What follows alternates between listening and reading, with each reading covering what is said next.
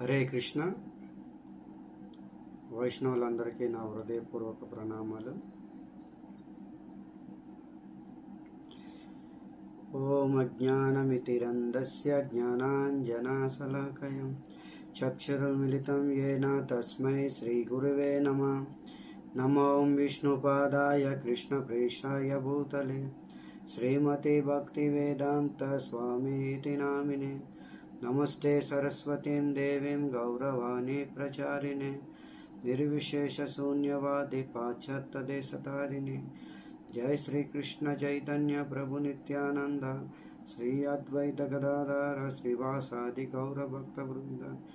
హరే కృష్ణ కృష్ణ కృష్ణ హరే హరే, హరే రామ రామ రామ హరే హరే. హరే కృష్ణ.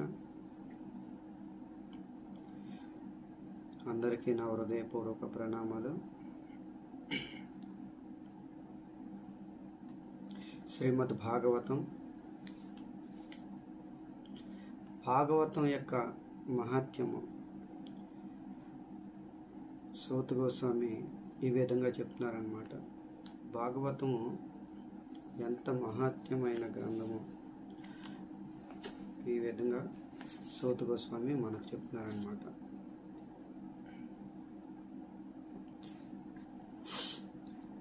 ప్రోష్టపద్యం పౌర్ణమాస్యం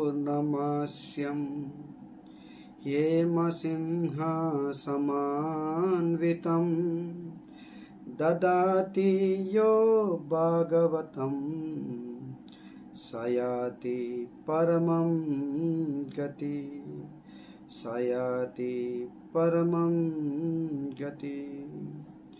సూత గోస్వామి భాగవతం యొక్క మహత్యం చెప్తున్నారన్నమాట. ఏం చెప్తున్నారు సూత గోస్వామి? ప్రౌష్టపద్యం పౌర్ణమాస్యం.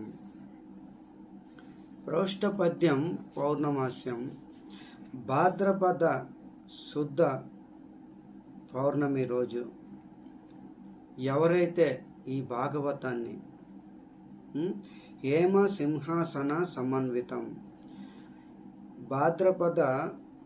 భాద్రపద మాసం శుద్ధ పౌర్ణమి రోజు ఈ భాగవతాన్ని బంగారపు సింహాసనం మీద ఉంచి ఎవరైతే దానం ఇస్తారో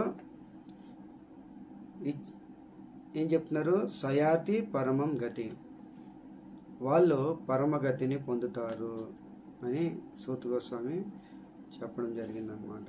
సయాతి పరమం గతి. ఇచ్చిన వాళ్ళు తీసుకున్న వాళ్ళు ఇరువురు కూడా పరమగతిని పొందుతారని చెప్పడం జరిగిందనమాట. భాద్రపద పౌర్ణమి రోజు ఎవరైతే బంగారపు సింహాసనం మీద ఉంచి భాగవతాన్ని దానం ఇస్తారో పరమగతి పొందుతారని సూత గోస్వామి చెప్తున్నారనమాట. శ్లోకం చిన్నదే కానీ దీంట్లో సారాంశం చాలా పెద్దది ఉందన్నమాట. దీంట్లో సారం చాలా పెద్దది ఉందన్నమాట. శ్లోకం చిన్నదిగా కావచ్చు, దీన్ని అర్థం చేసుకుంటే చాలా అద్భుతంగా ఉంటుంది. ప్రౌష్టపద్యం పౌర్ణమాస్యం హేమ సింహాసన సమన్వితం.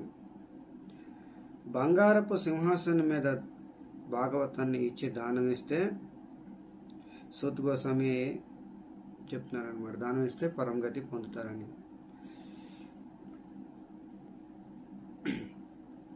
సూత గోస్వామి ఇక్కడ బంగారపు సింహాసనము అని ఎందుకు చెప్పడం జరిగింది?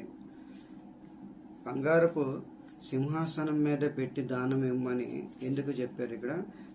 దీంట్లో ఉన్న అర్థం ఏంటి మనం తెలుసుకోవడానికి ప్రయత్నం చేద్దాం అన్నమాట. బంగారపు సింహాసనం మీద ఎందుకు పెట్టాలంటే భాగవతము సమస్త వేదాల యొక్క సారం అన్నమాట. భాగవతము సమస్త వేదాల యొక్క సారము, అన్ని పురాణాలకి ముకుటమని శ్రీమద్ భాగవతం. అన్ని పురాణాలకి ముకుటమని శ్రీమద్ భాగవతం. భాగవతము అన్ని పురాణాలకి సమ్రాట్ చక్రవర్తి, సమస్త వేదాలకి ఉపనిషత్తులకి సారము శ్రీమద్ భాగవతం. అన్ని పురాణాలకి ముకుటమని లాంటిది శ్రీమద్ భాగవతం. భాగవతం అన్ని పురాణాల కన్నా శ్రేష్టమైంది. భాగవతము అన్ని పురాణాల కన్నా శ్రేష్టమైంది. ఎన్నైతే పురాణాలు ఉన్నావో 17 పురాణాలు అన్నిటికన్నా శ్రేష్టమైంది శ్రీమద్ భాగవతము చెప్తున్నారనమాట. నిమ్నగానం యథా గంగా దేవానాం అచ్యుత వైష్ణవ యథా శంభు పురాణానామిదం తదా. గంగలో నది జలాల్లో శ్రేష్టమైనది గంగ. దేవతల్లో శ్రేష్టమైన వాడు అచ్యుతుడు. వైష్ణవుల్లో శ్రేష్టమైన వాడు శంభు శివుడు. అలాగే సమస్త పురాణాల్లో శ్రేష్టమైనది శ్రీమద్ భాగవతము అని చెప్పడం జరిగిందనమాట. అందుకనే భాగవతము సమస్త పురాణాలకి ముకుటం అని లాంటిదన్నమాట శ్రీమద్ భాగవతం. భాగవతం ఒరిజినల్ పేరు అందరూ మనం భాగవతం అంటాం అన్నమాట. కానీ ఈ భాగవతానికి ఒరిజినల్ పేరు, అసలైన పేరు శ్రీమద్ భాగవత మహాపురాణం. గ్రంథరాజ్ శ్రీమద్ భాగవతం మహాపురాణం. అన్ని గ్రంథాల్లో కూడా రారాజు లాంటిది. అన్ని గ్రంథాల్లో రారాజు లాంటిది. మిగతా పురాణాలు కేవలం పురాణాలే. అవి మిగతా పురాణాలు కేవలం పురాణాలే. అగ్ని పురాణము, శివ పురాణము, లింగ పురాణము, వాయు పురాణము, పద్మ పురాణము, మార్కండేయ పురాణము, విష్ణు పురాణము, బ్రహ్మ వైవర్త పురాణము, ఇవన్నీ కేవలం పురాణాలే. కానీ 2 గ్రంథాలు విశేషంగా, ఇలాంటి 2 గ్రంథాలు ఉన్నవి. దానికి ముందు శ్రీ అనేది పెట్టడం జరిగిందనమాట. ఆ 2 గ్రంథాలు ఏంటి? శ్రీమద్ భగవద్గీత, శ్రీమద్ భాగవతం అన్నమాట. మిగతావి కేవలము పురాణాలుగా, శ్రీ లేదు. ఇవి శ్రీతో యుక్తమై ఉన్నామన్నమాట. శ్రీమద్ భాగవతము శ్రీతో యుక్తమైంది అన్నమాట. శ్రీ అంటే సౌందర్యం, శ్రీ అంటే సౌభాగ్యం, శ్రీ అంటే ధనము, శ్రీ అంటే యశస్సు, శ్రీ అంటే లక్ష్మి, శ్రీ అంటే సౌభాగ్యము, శ్రీ అంటే యశస్సు, శ్రీ అంటే లక్ష్మి, శ్రీ అంటే శ్రీమతి రాధారాణి అన్నమాట.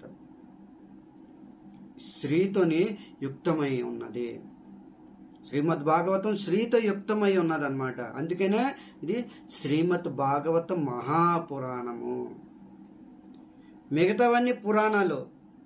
ఇప్పుడు ఏదైతే చెప్పానో లింగ పురాణం, వాయు పురాణం, విష్ణు పురాణం, పద్మ పురాణం, మార్కండేయ పురాణం కేవలం పురాణాలే.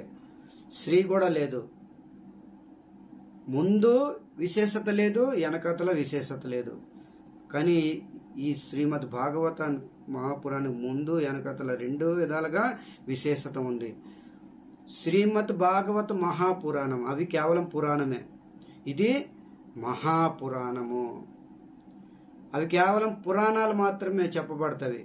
ఇది మహాపురాణము. ఎలాంటి మహాపురాణము? గ్రంథరాజ్ శ్రీమద్ భాగవతం మహాపురాణం. సమస్త గ్రంథాలకి రారాజు. సమస్త గ్రంథాలకి రారాజు. మరి రాజు ఎక్కడ కూర్చుంటాడు?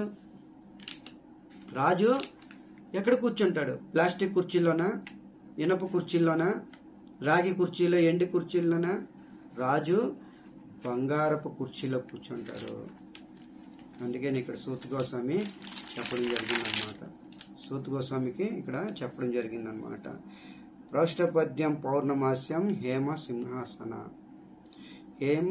సింహాసన సమన్విత్వం. ఇలాంటి రారాజు అయిన గ్రంథాన్ని, శ్రీమద్ భాగవతాన్ని బంగారపు సింహాసనం మీద పెట్టి ఎవరైతే దానం ఇస్తారో యయాతి పరమం గతి, వాళ్ళు పరమగతిని పొందుతారు. రాజు కూర్చోవలసిన ప్లేసు బంగారపు సింహాసనం. అందుకని రారాజు లాంటి శ్రీమద్ భాగవతాన్ని బంగారపు సింహాసనం మీద ఉంచాలి, ఉంచి దానం ఇవ్వాలి అనేసి చెప్తున్నారనమాట. దానం ఇచ్చిన విశేషత కూడా చెప్పారనమాట. భాగవతము అన్ని శాస్త్రాలకి రారాజు లాంటిదన్నమాట. ఇలాంటి భాగవతాన్ని ఎవరైతే దానం ఇస్తారో వాళ్ళు పరమగతిని పొందుతారు. దీని యొక్క మొదటి అర్థం అన్నమాట. ఇక రెండో అర్థము, భాద్రపద పౌర్ణమి రోజు సూర్యనారాయణుడు సింహరాశిలో ప్రవేశిస్తాడనమాట. భాద్రపద పౌర్ణమి రోజు సూర్యనారాయణుడు సింహరాశిలో ప్రవేశిస్తాడనమాట. సింహరాశిలో ప్రవేశించడం బంగారపు సింహాసనం మీద ఆసీనుడు అవడం అన్నమాట. సూర్యనారాయణుడు భాద్రపద మాసంలో బంగారపు సింహాసనం మీద ఆసీనుడయ్యి ఎంతో తేజవంతంగా ప్రజ్వలిస్తూ ఉంటాడనమాట. ఎంతో తేజవంతంగా వికసిస్తూ శోభిల్లుతూ ఉంటాడనమాట.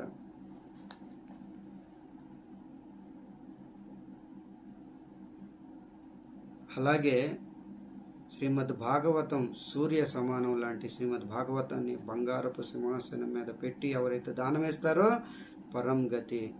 వాళ్ళు పరం గతిని పొందుతారని సూత గోస్వామి చెప్తున్నారనమాట.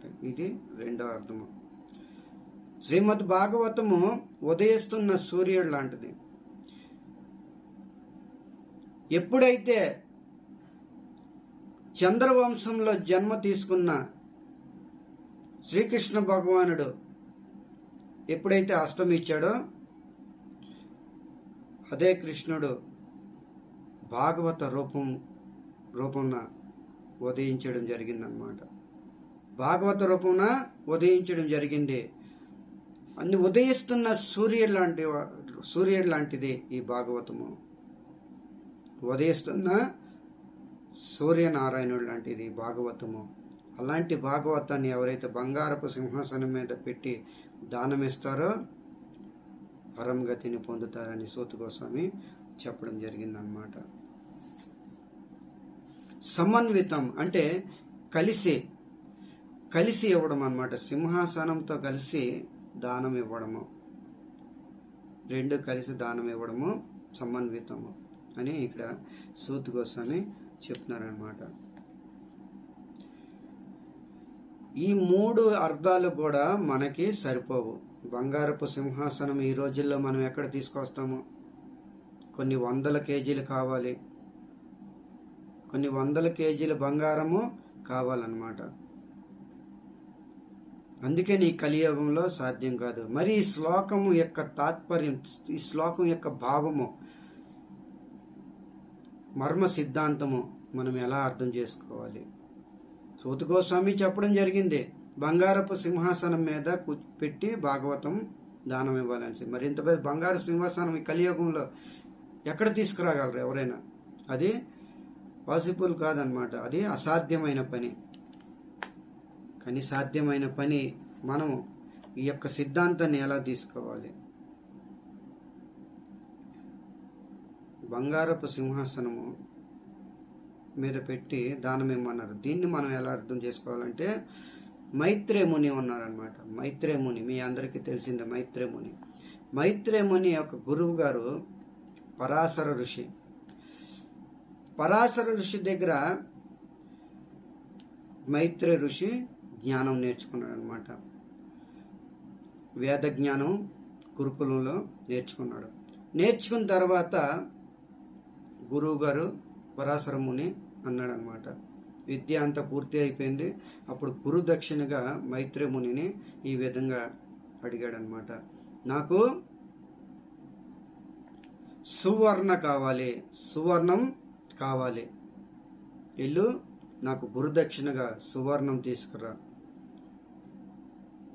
ఎంతవరకు అయితే తీసుకురావో అంతవరకు నీ ముఖం నాకు చూపించుకో అని గురువు గారు ఆదేశించారనమాట మైత్రేయ మునికి. మైత్రేయ ముని గురుకులం నుంచి వెళ్ళిపోయారు. ఆయన వెళ్ళిపోయిన తర్వాత కొంత దూరానికి వెళ్ళి ఆలోచించాడనమాట, అరే మా గురువు గారు విరక్తి చూడమని సన్యాసి, ఆయనకి బంగారంతో ఏం పని? సువర్ణం అంటే బంగారము, ఆయనకి బంగారంతో ఏం పని? ఆయన ఒక విరక్తి సన్యాసి, ఆయన బంగారంతో ఏం పని? ఇప్పుడు మైత్రేయ ముని చాలా ఆలోచించాడనమాట, బంగారం సువర్ణం అంటే ఏంటి, సువర్ణం అంటే ఏంటి? అప్పుడు ఆలోచించగా మైత్రేయ మునికి ఒక ఆలోచన వచ్చిందనమాట. గురువు గారు ఏం చెప్పారు? సువర్ణం తీసుకురా. సువర్ణము సంస్కృత వర్డ్లో దాన్ని విడదీస్తే సువర్ణ అర్థం వేరే వస్తుంది అనమాట. సువర్ణం డైరెక్ట్గా అర్థం చేసుకుంటే బంగారము, కానీ దానికి ఇంకొక అర్థం ఉంది, సువర్ణ. సు అంటే అందమైనది, సు అంటే అందమైనది. వర్ణ అంటే వర్ణమాల, వర్ణమాల అక్షరమాల అంటారు, వర్ణమాలలు అంటారు కదా, వర్ణమాల అన్నమాట, అక్షరాలు. మరి ఈ సృష్టిలో అందమైన అక్షరము ఏమిటిది? ఈ సృష్టిలో అందమైన అక్షరము ఏమి ఉంది? ఇప్పుడు మైత్రిముని ఆలోచించాడనమాట. ఈ సృష్టిలో అందమైన వర్ణమాల సువర్ణమాల. సు అంటే అందమైంది, వర్ణ అంటే మాల, అక్షరాలు అంటే శ్రీకృష్ణ వర్ణమాల. శ్రీకృష్ణ వర్ణమాల. శ్రీకృష్ణ నామం కూడా అందమైన నామము. శ్రీకృష్ణ సర్వ ఆకర్షితుడు, దీనికి మించిన సువర్ణ లేదు అని భావించాడనమాట. దీని యొక్క మూల రహస్యము ఇదే. సువర్ణ అంటే సు అంటే అందమైంది, వర్ణ అంటే అక్షరాల యొక్క మాల.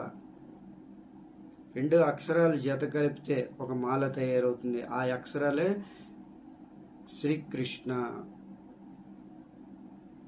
కృష్ణ అని భావించాడు అనమాట.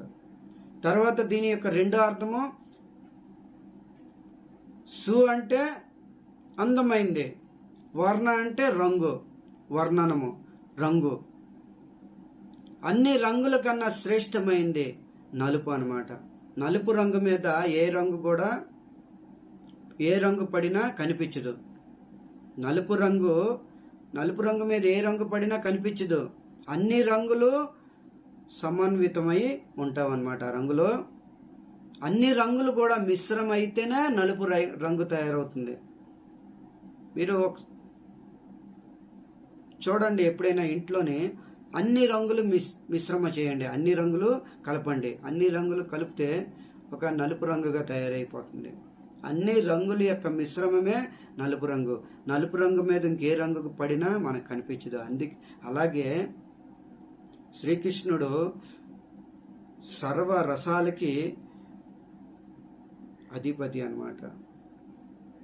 రసరాజు, రసాధిపతి, రసరాజు, రసశేఖరుడు శ్రీకృష్ణ భగవానుడు.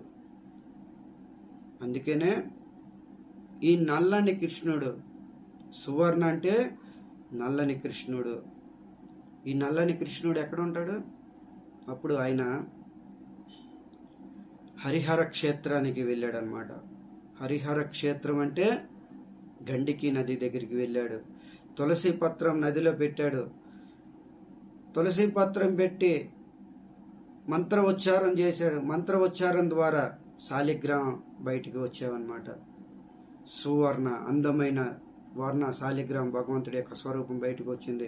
ఆ శాలిగ్రామం తీసుకొచ్చి పరాశర మునికి గురుదక్షిణగా ఇవ్వడం జరిగింది. అప్పుడు పరాశర ముని ఎంతో సంతోషపడ్డాడనమాట. ఎంతో ఆనందంతో ఆశీర్వాదం ఇచ్చాడనమాట. నీ యొక్క ఖ్యాతి, నీ యొక్క పేరు ప్రతిష్ట ముల్లోకల్లా వ్యాప్తిచ్చిద్ది, నువ్వు చాలా బుద్ధి సంపన్నుడు అని ఆశీర్వాదించాడు అనమాట. ఇది సువర్ణ అని అర్థం అనమాట. ఇలాంటి భాగవతాన్ని సువర్ణ అంటే హేమ, సువర్ణ హేమ సింహాసనము. హేమ సింహాసనం అంటే బంగారపు యొక్క పాదాల బంగారపు అంటే నేను చెప్పే కదా, సువర్ణ అంటే కృష్ణుడి యొక్క పాదాల దగ్గర ఎవరైతే పెట్టి భాగవతం దానం ఇస్తారో వాళ్ళు పరమగతిని పొందుతారు అనేసి ఇక్కడ సూత గోస్వామి చెప్పడం జరిగిందనమాట. భగవంతుడు పాదాలు సువర్ణమైనవి. అలాంటి భగవంతుడి పాదాల దగ్గర పెట్టి భాగవతం దానం ఎవరైతే ఇస్తారో వాళ్ళు పరమగతిని పొందుతారు.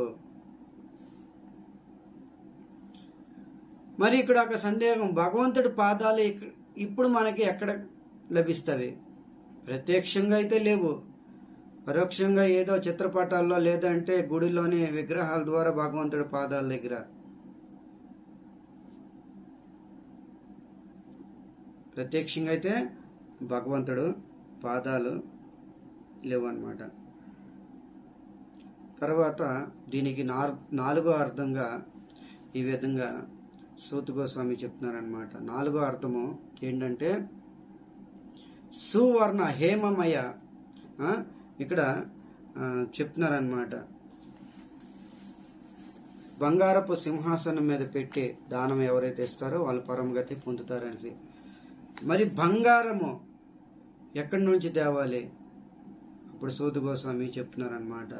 మన హృదయమే బంగారముగా చేసుకోవాలి. బంగారం ఎలా ఉంటుంది? పరమ పవిత్రంగా ఉంటుంది. అలాంటి పరమ పవిత్రమైన బంగారాన్ని, బంగారం ఎంతైతే పరమ పవిత్రంగా ఉంటుందో అంతే పరమ పవిత్రంగా మన హృదయం చేసుకుంటే మన హృదయము బంగారములాగా దేదీప్యమానంగా వెలుగుతుంది. అలాంటి హృదయం, బంగారము హృదయంలో శ్రీమద్ భాగవతాన్ని పెట్టి ఎవరైనా దానం ఇస్తారో వాళ్ళు పరమగతిని పొందుతారు అని చెప్తున్నారనమాట. మన హృదయము పరమ పవిత్రం చేసుకోవాలన్నమాట. బంగారము ఎలాగైతే పవిత్రంగా దేదీప్యమానంగా వెలుగుతుందో అలాగే మన హృదయము పరమ పవిత్రం చేసుకోవాలి. అలా పరమ పవిత్రం చేసుకున్న హృదయ బంగారంలోని శ్రీమద్ భాగవతాన్ని కూర్చోబెట్టి దాన్ని దానమిస్తారో వాళ్ళు పరమగతిని చేరుకుంటారని శ్రీమద్ భాగవతం ప్రమాణం చెప్తుంది. సూత గోస్వామి చెప్తున్నారనమాట. ఇది దానం ఇవ్వడం అన్నమాట. ఈ విధంగా దానం ఇవ్వాలి. తర్వాత చెప్తున్నారనమాట, భక్తిమయ హృదయంతో దానం ఇవ్వాలి. తర్వాత రెండోది ఏం చెప్తున్నారు ఇక్కడ? భక్తిమయ హృదయంతో దానం ఇవ్వాలన్నమాట. మన హృదయము భక్తిమయమై ఉండాలన్నమాట. భక్తిమయం అంటే శ్రీమద్ భాగవతము స్వయం చదవాలి, స్వయం ఆచరించాలి. తర్వాత శ్రీమద్ భాగవతాన్ని దానం ఇవ్వాలి. స్వయం చదవాలి, స్వయం ఆచరించాలి, తర్వాత భాగవతం దానం ఇవ్వాలి. ఇది భక్తిమయ జీవితం అన్నమాట. అంతేగాని భాగవతం మీద ఏమి పరిశోధన, ఏమి చదవలేదు, భాగవతం ఎప్పుడు చదవలేదు, దానికోసం చింతన చేయలేదు, మనన చేయలేదు, భాగవతం దానం ఇవ్వడానికి వెళ్తున్నారనమాట. భాగవతం ప్రచారం చేయడానికి బయలుదేరుతున్నారు. అది కరెక్ట్ పద్ధతి కాదు అని ఇక్కడ చెప్తున్నారనమాట సూత గోస్వామి. అది కరెక్ట్ కాదు అని చెప్తున్నారనమాట. స్వయం చదవాలి భాగవతాన్ని, స్వయం ఆచరించాలి. అప్పుడు ఈ భాగవతం అనేది భాగవతం హృదయం అనే సింహాసనం మీద కూర్చోబెట్టి దానం ఇవ్వాలి.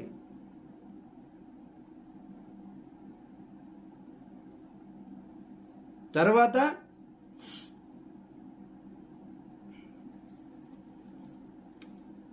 ఇంకొకటి సూత గోస్వామి చెప్తున్నారనమాట. హృదయము కరుణ కలిగి ఉండాలి. కరుణా స్వభావంతోనే భాగవతాన్ని దానం ఇవ్వాలన్నమాట. భక్తి హృదయము, ప్రేమ హృదయము, కరుణా హృదయము, ప్రేమ కలిగి ఉండాలన్నమాట. తోటి జీవుడి మీద ప్రేమ కలిగి ఉండి ఆ భాగవతాన్ని దానం ఇవ్వాలి.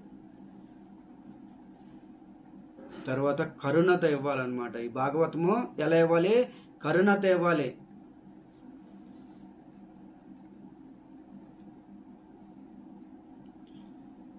తోటి జీవు మీద కరుణ కలిగి ఉండాలి భాగవతం దానం ఇచ్చేటప్పుడు. అంతేగాని నేను ఇచ్చే భాగవతము వాళ్ళు ఏదో ఉద్ధరించబడతారు, రేపటి నుంచి పెద్ద డివోటీ అయిపోతారు అని భావన ఉండకూడదు అన్నమాట. నేను చెప్పే ప్రసంగము అందరూ డివోటీలు అయిపోతారు అనే భావన ఉండకూడదు. ఈ శ్రీమద్ భాగవతం ప్రచారము ఎలా జరగాలి? కరుణతో జరగాలి. శ్రీమద్ భాగవతం దానము ఎలా జరగాలి? కరుణతో జరగాలి. ప్రచారమైన దానమైన కరుణ ఉండాలి. జీవుల మీద కరుణ చూపించి ఇవన్నీ చేయాలన్నమాట. శ్రీమద్ భాగవతం ప్రసంగం కూడా కరుణతోనే ప్రసంగం చెప్పాలి. అంతేగాని నేను చెప్పే భాగవత ప్రసంగము అందరూ మారిపోతారు, అందరూ మారిపోవాలి, రేపటి నుంచి శుద్ధ భక్తులు అయిపోతారు అందరూ. ఈ భావన కాదు. మనం మార్చడానికి రాలే, మనం కేవలము కరుణతోనే పంచడానికి వచ్చాము. ఇక్కడ శ్రీ చైతన్య మహాప్రభు జీవుల మీద అదే కరుణ చూపించారు. జీవుల మీద కరుణ చూపించాడు అనమాట. శ్రీల ప్రభుపాద కూడా కరుణతోనే అమెరికా ఇలాంటి దేశాలకు వెళ్ళి ప్రచారం చేశారు. అంతేగాని ఆయన యొక్క ఉద్దేశం ఏంటి, నేను అందరినీ మార్చేస్తాను, మా గురువు గారు చెప్పారు అమెరికా వెళ్ళమని, విదేశాలు వెళ్ళమని, నేను అందరినీ మార్చడానికి వెళ్ళిపోతాను అని భావంతో వెళ్ళలేదన్నమాట. కరుణతో వెళ్ళాడు. అక్కడ జీవులు అనేక దుఃఖాలతో,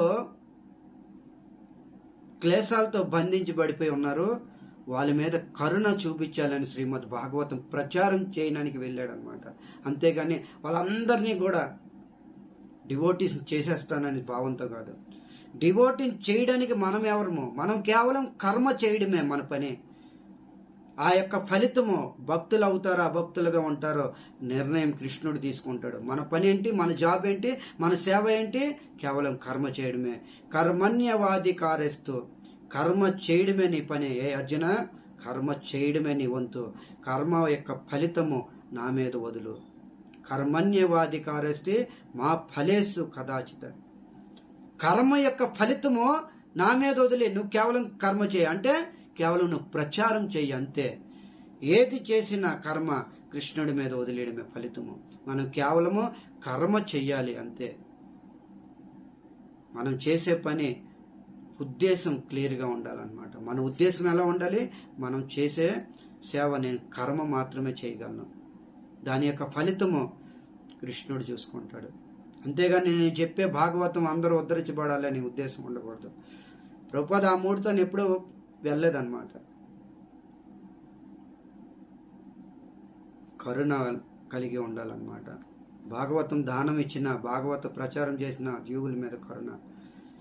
ఇదే విషయము సూత గోస్వామి శ్రీమద్ భాగవతంలోని ప్రథమ స్కందము 2వ అధ్యాయము 2వ శ్లోకంలో తన గురువు గారైన సుఖదేవ్ గోస్వామి కోసం మంగళాచరణ 2 శ్లోకాలు చేస్తారనమాట. 2 శ్లోకాల్లో సూత గోస్వామి మంగళాచరణ చేస్తారు.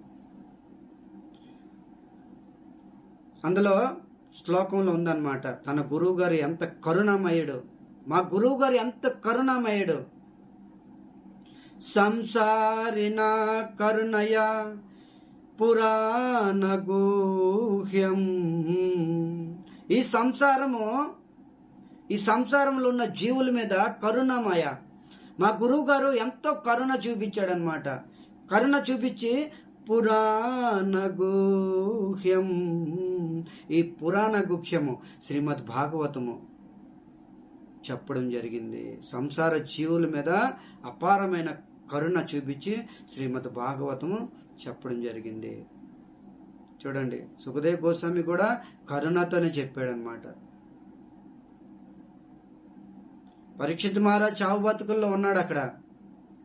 ఆయన ఏమీ ప్రామిస్ చేయలే, నీకు చావు నుంచి బయటపడేస్తాను, నువ్వు అమరుడు అయిపోతావు, నువ్వేం చింత చేయకనలే. కరుణతోని భాగవత ప్రసంగాన్ని వినిపించాడు. ఆ కరుణతోని అంతే శ్రద్ధతోనే ఆయన విన్నాడు. ఆ తర్వాత భగవద్ధామాన్ని చేరుకున్నాడు. అలాగే మన భాగవత ప్రసంగం ఎవరికైతే చెప్తామో కరుణతోని చెప్పాలి. అదే కరుణతోని కూడా దానం ఇవ్వాలి. అంతేగాని మనం ఇచ్చే దానము వాళ్ళు డివోటీ అయిపోతారని ఆశించి కాదు. డివోటీ అవుతారో లేదో తర్వాత విషయం, అది కృష్ణుడు చూసుకుంటాడు. అలాగే మనం ప్రసంగం ఏదైతే శ్రీమద్ భాగవతం ప్రచారం చేస్తున్నామో, ఈ ప్రచారం ద్వారా అందరూ భక్తులు అయిపోవాలనే ఉద్దేశం కాదు. అనుకోవడం మంచిదే, ఆశించడం తప్పు అనమాట. మనం కేవలం ప్రచారం చేయాలి. ఎలాగా? కరుణతోని, జీవుల మీద కరుణ చూపించి. సో ఈ విధంగా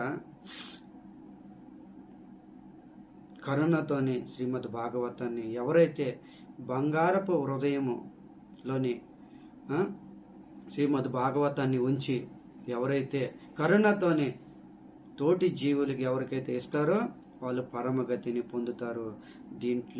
దీని యొక్క మర్మ రహస్యము ఈ విధంగా మనం తెలుసుకోవచ్చు.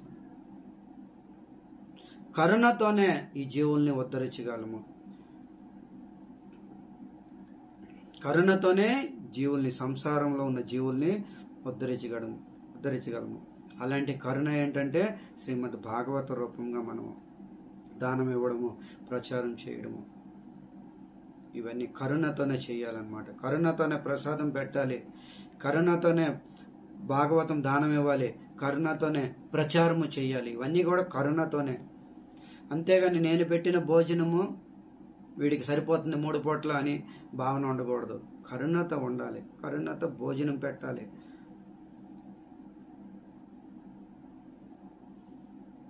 మన హృదయము బంగారము చేసుకొని ఆ హృదయంలో శ్రీమద్ భాగవతాన్ని ఉంచి, హృదయం అనే సింహాసనాన్ని శ్రీమద్ భాగవతాన్ని ఉంచి, ఎవరైతే శ్రీమద్ భాగవతం దానం ఇస్తారో వాళ్ళు పరమగతిని పొందుతారు. సూత గోస్వామి ఈ శ్లోకంలో చెప్పడం జరిగింది. ఇది మర్మ రహస్యము. బంగారపు సింహాసనం అంటే ఇది అన్నమాట. హృదయము బంగారపు సింహాసనము చేసుకోవాలి. హరే కృష్ణ.